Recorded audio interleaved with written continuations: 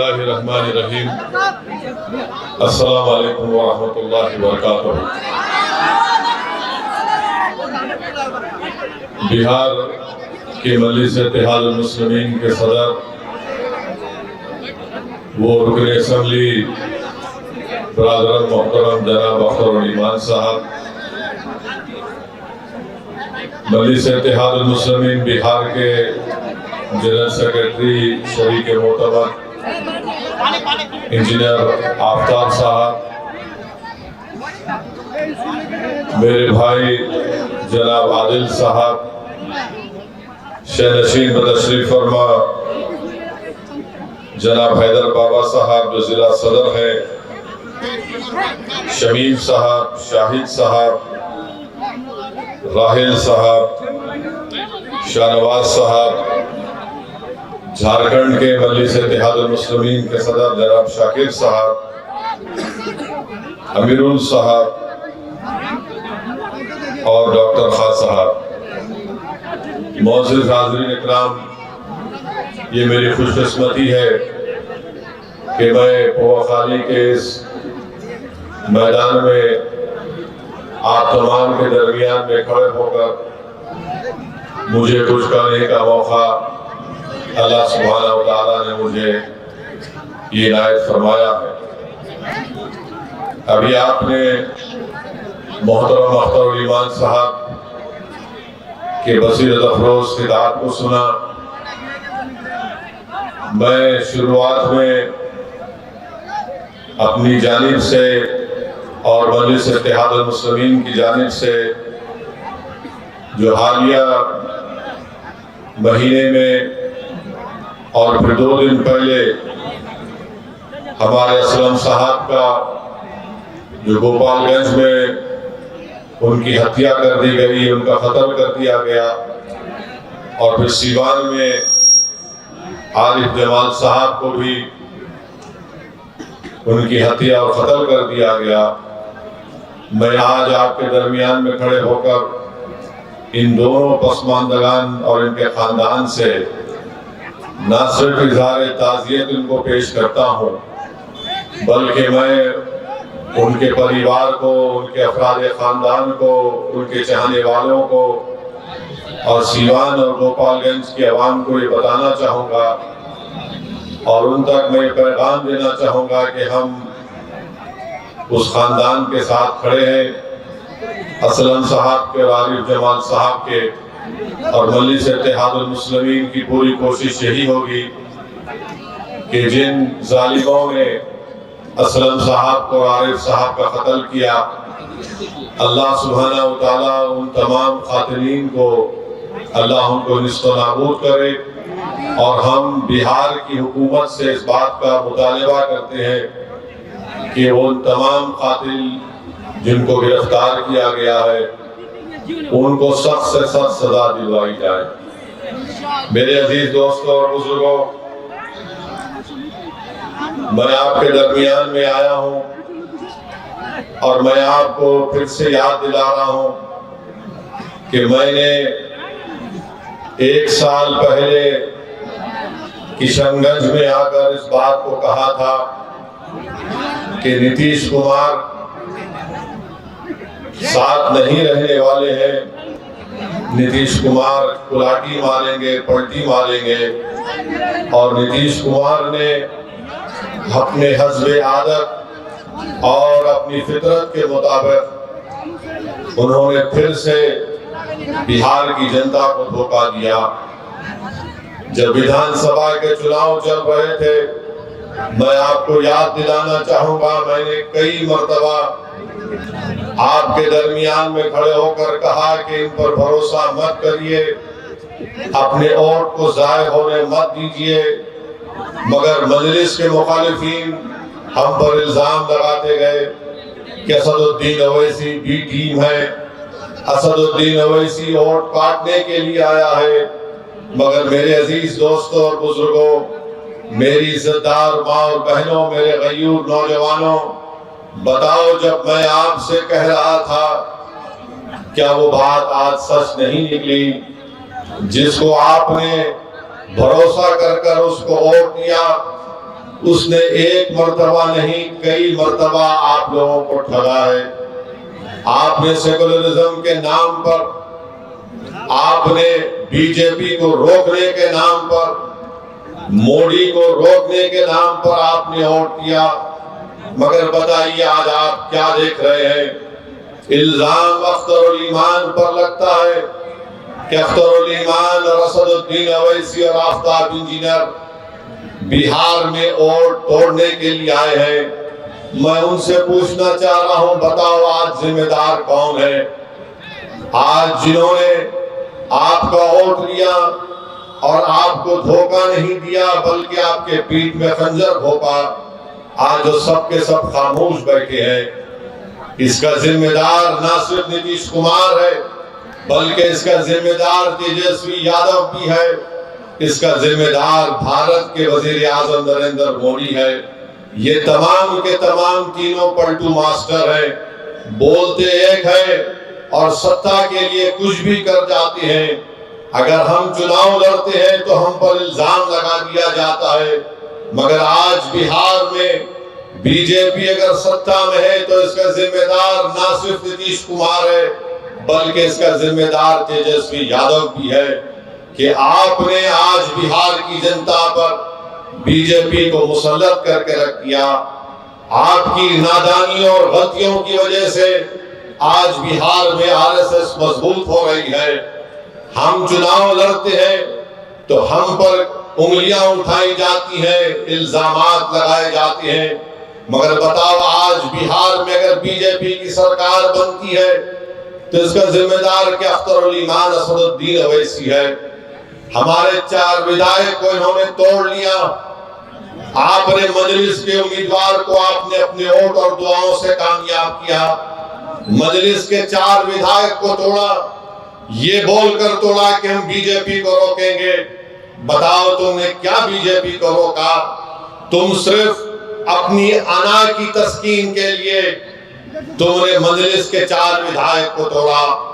तुम नफरत करते हो कि सीमांचल की सरजमीन से एक गरीब और मजलूमों की एक सियासी लीडरशिप जो बढ़ रही थी, तो तुम ये नहीं चाहते थे कि सीमांचल की जनता से इंसाफ हो।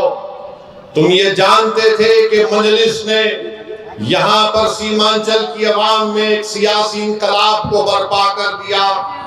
तुम ये नहीं बर्दाश्त कर सकते थे कि सीमांचल की जनता से इंसाफ होगा, उनको उनका हक मिलेगा। तो झूठ बोलकर हमारे 4 विधायक को नीतीश कुमार ने और तेजस्वी ने तोड़ा। अब बताओ वो 4 विधायक की क्या अहमियत है वहां पर? ना तो वो मुंह खोल सकते हैं, ना तो वो बगैर इजाजत के बैठ सकते हैं, ना तो वो बगैर कुछ सोचे समझे, इनके पास कुछ है ही नहीं। मगर मजलिस ने जो सीमांचल की सरजमीन पर जो एक सियासी इंकलाब को बर्पा किया, तो ये बात ना मोदी को पसंद आई, ये बात ना तेजस्वी को पसंद आई, ना ये बात नीतीश कुमार को पसंद आई। वो हरगिज नहीं चाहते कि सीमांचल से आपकी एक सियासी क़ियादत उभरे। वो हरगिज ये नहीं चाहेंगे कि बिहार में आपकी सियासी क़ियादत उभरे। बिहार में ये पैगाम दे दिया गया, बिहार में, भाई साहब रुकिए, बिहार में सिर्फ यही चाहते हैं कि यादवों का नेता हो, कोई गुनाह नहीं है। बिहार में कुर्मी कुशवाहा का नेता हो, कोई गुनाह नहीं है।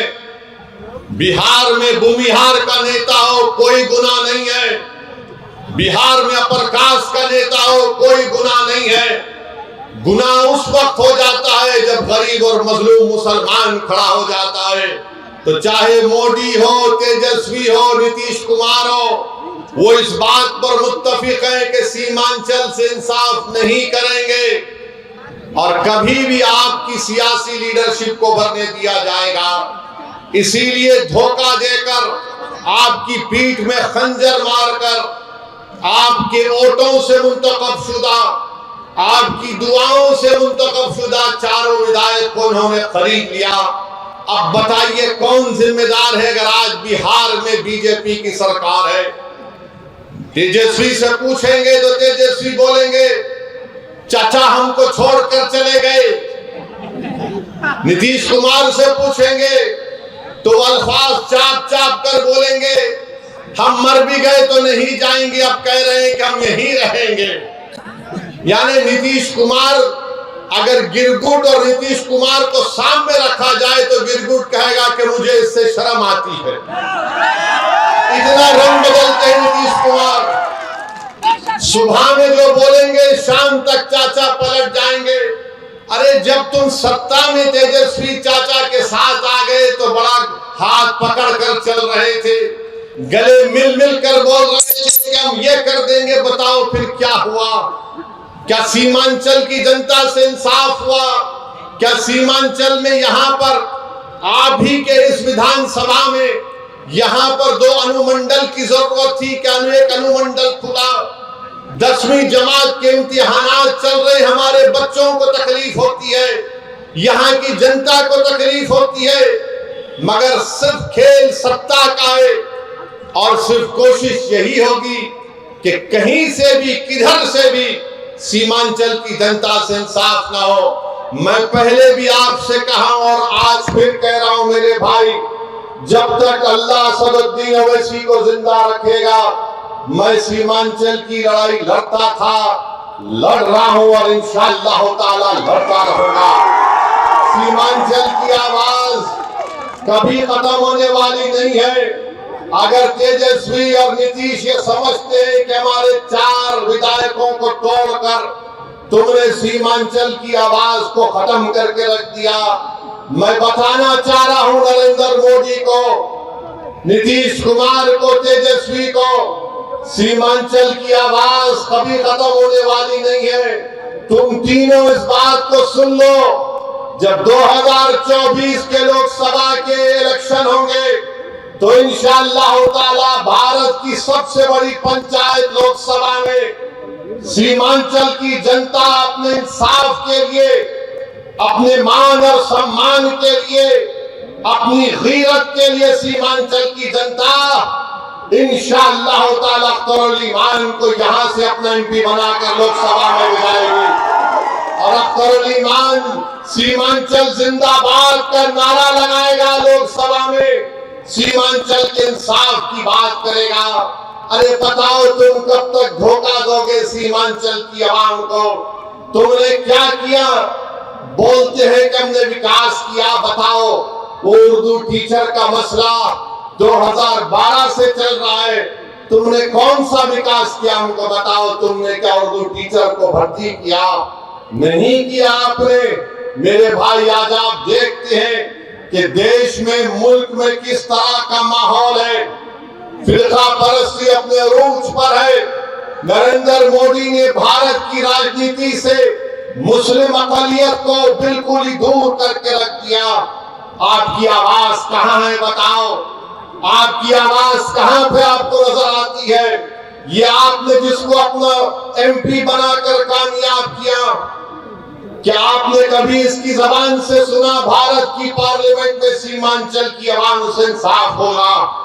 क्या तुमने कभी सुना कि इसने कभी पार्लियामेंट में उठकर एक लफ्ज कहा बाबरी मस्जिद का?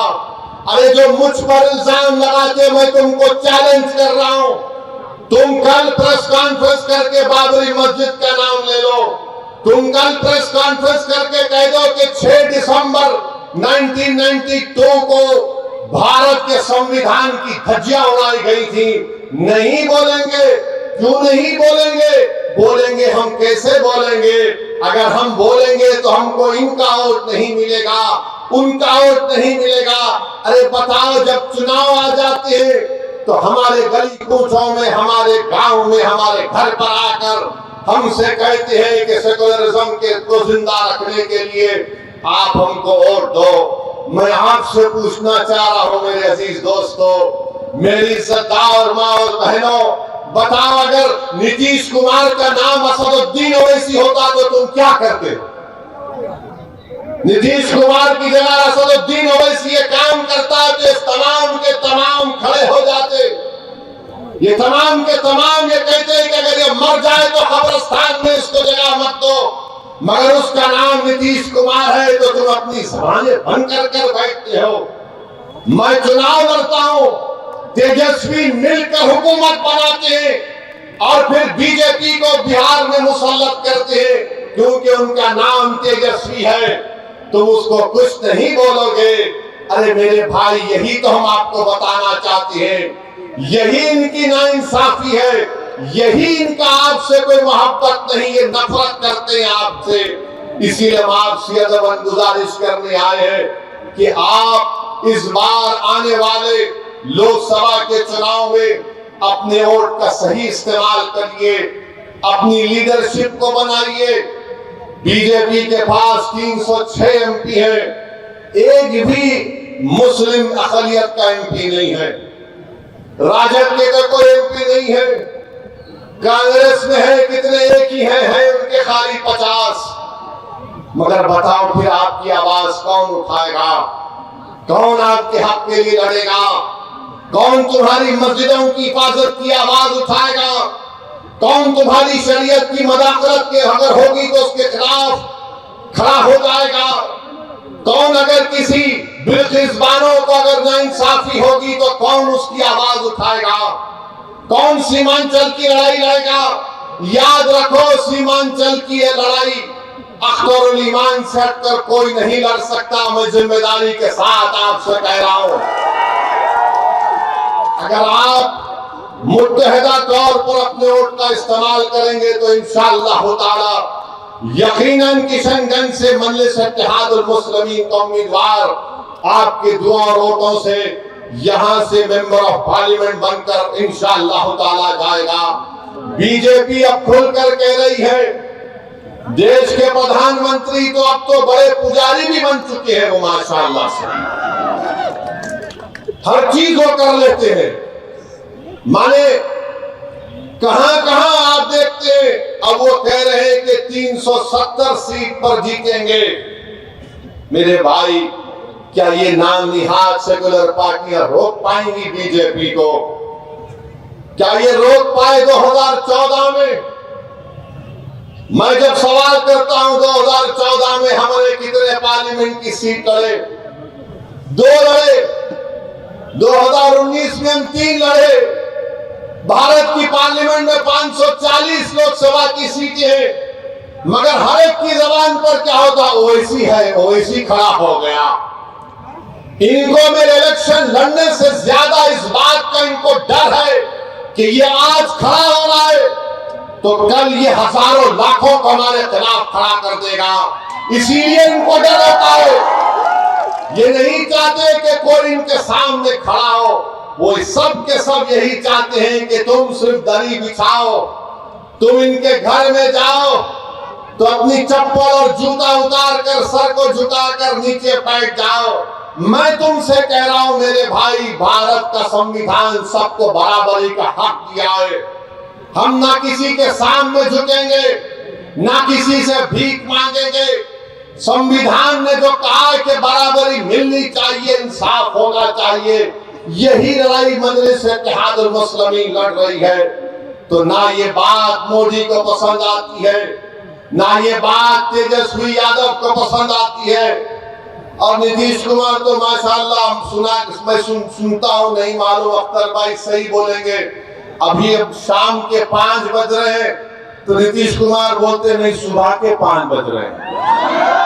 नहीं मालूम, ऐसा कोई सुनने में आया, नहीं मालूम ऐसा कुछ सुनने में आता है।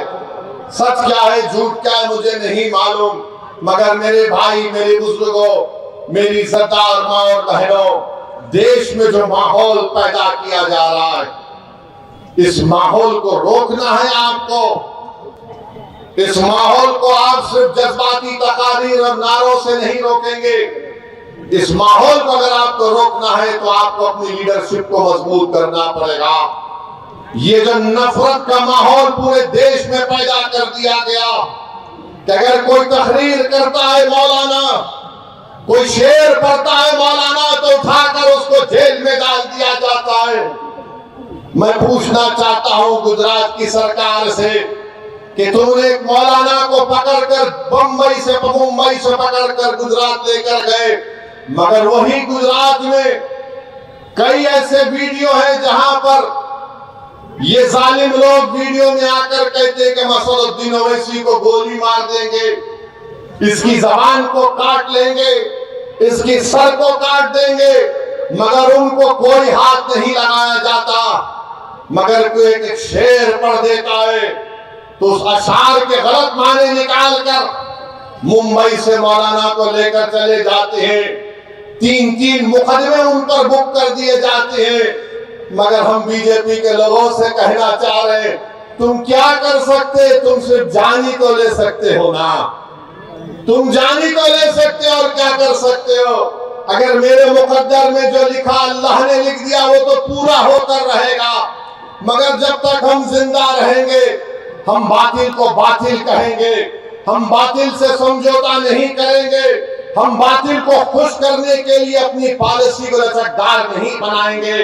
हमारा काम यह है मेरे अजीज दोस्तों और बुजुर्गों कि हम हक को कामयाब करें और हक की कामयाबी का राज आपका इत्तेहाद है। याद रखिए, कब तक आप सेकुलरिज्म के नाम पर ठगे जाएंगे, कब तक आप सेकुलरिज्म के नाम पर इनको वोट देंगे और वो बीजेपी को बिहार में सत्ता देंगे। मैंने 2015 में भी कहा था तुमसे, मगर तुमने मेरी बात पे यकीन नहीं किया। मैंने 2019-20 में भी कहा था, मगर आपने मेरी बात को नहीं समझा। कम से कम अब तो समझ जाओ। याद रखो, तुम अपने मुकद्दर के फैसले कर सकते हो। तुम में इतनी ताकत है कि मुस्तकबिल में तुम्हारे हक में जो फैसले लिए जाएंगे तुम खुद उसको कर सकोगे। अगर आज आप मुत्तहिद होकर अपने वोट का इस्तेमाल नहीं करेंगे तो नुकसान आपका होगा, नुकसान सीमांचल की गरीब जनता का होगा। ये आवाज को उठना चाहिए मेरे अजीज दोस्तों और बुजुर्गों। आप देखते हैं कि भारत की पार्लियामेंट में हर मसले के ऊपर मजलिस इत्तेहादुल मुस्लिमीन के अरकान पार्लिमान अपनी आवाज को उठाते हैं। किशनगंज में लीगल मुस्लिम यूनिवर्सिटी का मसला मजलिस के एमपी उठाते हैं। मसाजिद का मसला 500-600 साल की मेहरौली की मस्जिद को शहीद कर दिया गया। क्या आपके किशनगंज के कांग्रेस के एमपी ने मुंह खोला? नहीं बोल सके। किसने बोला? मजलिस इत्तेहादुल मुस्लिमीन ने उसकी आवाज उठाई। आप देखते हैं बिल्किस बानो का मसला हुआ, किसने पार्लियामेंट में उसका मसला उठाया? मजलिस ने उसको आवाज उठाई इंसाफ के लिए। तो मेरे अजीज दोस्तों और बुजुर्गों, मेरी आपसे सिर्फ यही अपील है कि आने वाले लोकसभा के चुनाव में आप मुत्तहदा तौर पर एक अच्छा फैसला लीजिए। हम भी नहीं चाहते कि बिहार में बीजेपी और नीतीश कुमार के एमपी कामयाब हो जाएं। हम तो शुरू से कोशिश कर रहे हैं रोकने की, मगर जो लोग आपका वोट लेकर मोदी के गोद में बैठकर चाय पीती है, कभी आप इनसे भी तो पूछो कि तुमने हमारा वोट लेकर तुमने कैसे बीजेपी को सत्ता दे दी बिहार में। मेरे अजीज दोस्तों और बुजुर्गों, आप देख रहे हैं कि कैसे किस तरीके से कभी हमारी मसाजिद को निशाना बनाया जाता है, कभी शरीयत में मदाखलत की बात की जाती है। उत्तराखंड में यूनिफॉर्म सिविल कोड का एक नाम से एक बिल ला दिया गया, यूनिफॉर्म तो है ही नहीं। अब नहीं मालूम नीतीश कुमार क्या करने वाले हैं। बीजेपी के साथ मिलकर बैठे हैं। यहाँ पर फसाद हुआ था 1 साल पहले, 100 साला मदरसे को जला दिया गया। मैं तुमसे पुकार पुकार कर कह रहा था, कहां वो सेकुलरिज्म के दावे करने वाले, कहां है तेजस्वी यादव? जो 100 साल के मदरसे को जला दिया गया, कोई आवाज नहीं उठी। एक 12 साल के बच्चे को सीवान में पकड़कर उसको 8 दिन जेल में डाल दिया गया, किसी ने आवाज नहीं उठाई। मैं कह रहा था, पुकार रहा था। मेरे भाई याद रखो, अगर तुम्हारे लिए कोई लड़ने वाला नहीं होगा तो जुल्म जारी रहेगा। हमारे वतन अजीज की हकीकत यही है कि जब तक तुम्हारी आवाज नहीं होगी तुम्हारा कोई पुसाने हाल नहीं हो सकता है। जब तक तुम्हारा नेता नहीं होगा कोई तुम्हारा काम नहीं कर सकेगा। आप बताइए, इतनी बड़ी तादाद में सर्वे हो गया, का सेंसस हुआ, जो अख्तर भाई ने मुझे यहां पर बताया कि इतना बड़ा सर्वे यहां पर हुआ सुरजापुरी बिरादरी का। अख्तर भाई ने बताया कि सुरजापुरी बिरादरी 24 लाख है और उनको नौकरी मिलनी चाहिए 38,000 के करीब, और उनको नौकरी मिली सिर्फ 15,350। क्या सुरजापुरी भाइयों ने कि फिर फैसला कर लेंगे कि तुम इनको वोट दोगे? सोचो आपको मैं बुरा लगता हूं ना, इनकी मेरी बात बुरी लगती है तो ये तो गवर्नमेंट कह रही है, ये मैंने अपने घर से बनाकर नहीं लाया हूं, ये बिहार सरकार का डेटा आदादोशुमार है। हमारे शेरशाहबादी भाई जिनकी आबादी 13 लाख है, उनको नौकरी मिलनी चाहिए 20,421 और नौकरी उनको मिली सिर्फ 5,734। मैं हमारे गयूर शेरशाहबादी भाइयों से पूछना चाह रहा हूं, तुम किसको अपना जिम्मेदार खड़ा करते हो? मेरे भाई कुलैया भाइयों की आबादी 12 लाख है, उनको नौकरी मिलनी चाहिए 12,904 और नौकरी मिली 6,750। अब कौन क्या करोगे तुम? ये जो दलाल फिरते हैं हमारी कौम के दलाल, अरे दलालों अभी तो अपना मुंह काला करके घर में बैठ जाओ। बरसों से धोखा दिया गया है, बरसों से धोखा दिया गया। ये मैं नहीं कह रहा हूं, बिहार सरकार कह रही है। सुरजापुरी बिरादरी को नौकरी नहीं मिलेगी तो सेकुलरिज्म की कामयाबी है। शेरशाहबादी को नौकरी नहीं मिलेगी तो क्या मोदी को रोका जा रहा है? कुलैया बिरादरी को हिस्सा नहीं मिल रहा है मगर तेजस्वी मुख्यमंत्री बनेगा? अरे शर्म करो, अपने बाप का नाम मिट्यामलीत मत करो। अगर अभी तुम्हारे दिलों में जो धोखा देकर चले गए, अगर तुम्हारे दिलों में गीरत बरकरार है तो सोचो कि किससे धोखा हो रहा है। वोट तुम्हारा मगर राज किसी और का हो रहा है। कितना वोट लिया सुरजापुरी भाइयों का, कुलैया भाइयों का, शेरशाहबादी भाइयों का, और क्या मिलता है? कुछ नहीं मिलता, सिर्फ वादे मिलते हैं और चुनाव आएगा तो बोलेंगे सेकुलरिज्म को जिंदा रखो। सेकुलरिज्म को जिंदा रखने का मतलब यह है कि या तो तेजस्वी को मुख्यमंत्री बना दो या नीतीश को बना दो और तुम घर में जाकर रोज अपनी तबाही और बर्बादी के नजारों को देखते रहो। चुनाव आएगा तो बोलेंगे वैसी वोट काटने आया है, इसको वोट मत दो। तो इसका मतलब यह है कि सीमांचल में नाइंसाफी जारी रहे, लाखों एकड़ जमीन पानी के बहाव में कट जाए, किसानों को उनका हक ना मिले, हमारे बच्चे और बच्चियों को स्कूल और कॉलेज ना मिले।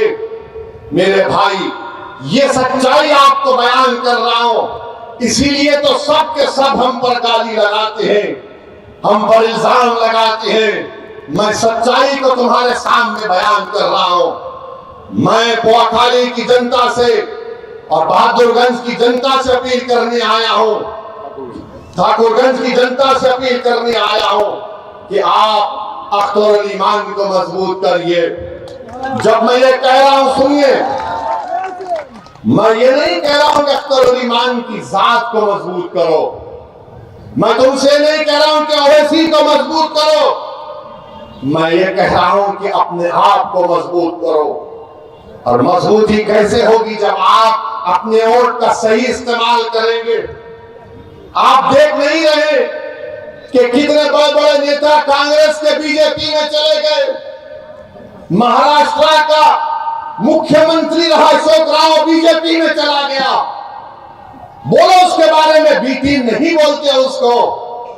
कितने भाग भाग कर बीजेपी में जा रहे हैं, उनको कोई कुछ नहीं बोलेगा। मगर जब ओवैसी आकर सीमांचल जिंदाबाद, सीमांचल इंसाफ की बात करता है तो इनके पेट में दर्द शुरू हो जाता है।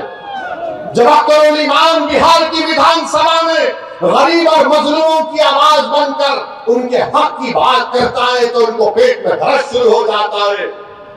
तेजस्वी यादव को जरा सोचना चाहिए था कि जब तुमको मजलिस की जरूरत पड़ी तो अख्तर अली मान को बुलाया और बोला कि अख्तर भाई हमारा साथ दे दो, तेजस्वी, तुमने जो 4 गुलाब जामुन समझकर हमारे विधायक को खा लिया, वो हजम कर गए तुम उनको? क्या किया तुमने उन चारों का? कहां मुंह दिखाने के काबिल नहीं रहे वो लोग? आज अख्तर अली खान से कह रहे, अरे हमने पहले दिन से कहा था कि हम बीजेपी से कभी समझौता नहीं करने वाले, हम कभी समझौता नहीं किए, ना करेंगे कभी इंशाअल्लाह ताला। 2 मरतबा नीतीश कुमार को तुमने मुख्यमंत्री बनाया और 2 मरतबा नीतीश कुमार ने बिहार की जनता को धोखा दिया और बीजेपी को सत्ता दी। मगर बताओ, इनकी जबानें बंद है, जबानें बंद है, कुछ नहीं कहते। मगर मेरे अजीज दोस्तों और बुजुर्गों, हम आपसे सिर्फ यही अपील करने आए हैं कि आने वाले लोकसभा के चुनाव में नरेंद्र मोदी के 370 का जो दावा कर रहे हैं, उसको रोकने के लिए, सेकुलरिज्म को हकीकी कामयाबी दिलाने के लिए, सीमांचल में इंसाफ की लड़ाई लड़ने के लिए, बिहार के गरीब और मुस्लिमों के ताकतवर आवाज को पार्लियामेंट में पहुंचाने के लिए, वतन अजीज के गरीब और मजलूम अक़लियतों की आवाज को बिहार से पार्लियामेंट तक भिजाने के लिए हम आपसे ये अपील करने आए हैं, गुजारिश करने आए हैं कि आप अब की बार मजलिस को वोट दीजिए। जो लोग सेकुलरिज्म की बात करते हैं वो सिर्फ तुम्हारा वोट लेना चाहते हैं और उसके बाद वो बीजेपी को इक़्तिदार देना चाहते हैं। तो हम आपसे अपील कर रहे हैं कि आने वाले लोकसभा के चुनाव में आप मुत्तहिदा तौर पर अपने वोट का इस्तेमाल करते हुए अपनी आवाज को लोकसभा तक भिजाइए ताकि आपके इत्तेहाद। तेजस्वी ने यही कहा था सर कि डेवलपमेंट का। हाँ, ये जो तेजस्वी यादव है यहीं पर कहा था सीमांचल डेवलपमेंट बोर्ड बनाएंगे, कहा था ना, यही कहा था। हमारी बात का यकीन कर लो, सीमांचल डेवलपमेंट बोर्ड कहां गया? हजम कर गए तुम उसको भी। जब वोट लेना आता है तो सब खड़े होकर झूठी बातें करते हैं। और क्या कहा था तेजस्वी ने कि हैदराबाद से ओवैसी आया, इसको बिरयानी खिलाकर भिजा दो। अरे तेजस्वी, तुमको कभी खाने की जरूरत पड़ गई तो हम अपने घर से भिजाने को तैयार हैं। बताओ, मगर तुमने सीमांचल की जनता का खाना छीन लिया, तुमने सीमांचल के गरीबों से इंसाफ नहीं किया। तुम तो डिप्टी चीफ मिनिस्टर बन गए, चाचा को मुख्यमंत्री बना दिए और खूब तुमने गुलाब जामुन खाए, खूब मलाई खाई, मगर सीमांचल की जनता परेशान है। तो इसलिए हम आपसे अपील कर रहे हैं कि आप आने वाले चुनाव में मुत्तहिदा तौर पर मजलिस का साथ दीजिए। हम पिछले बार भी एक ही सीट पर लड़े थे, दूसरी सीट पर नहीं लड़े, तो कई सीटों पर बीजेपी जीत गई। मगर अब की बार इंशाअल्लाह ताला किशनगंज भी लड़ेंगे और भी कई पार्लियामेंट की सीट पर इंशाअल्लाह ताला हम सोच और विचार कर रहे हैं, क्योंकि हम जान चुके हैं कि तुम बीजेपी को नहीं रोक सकते।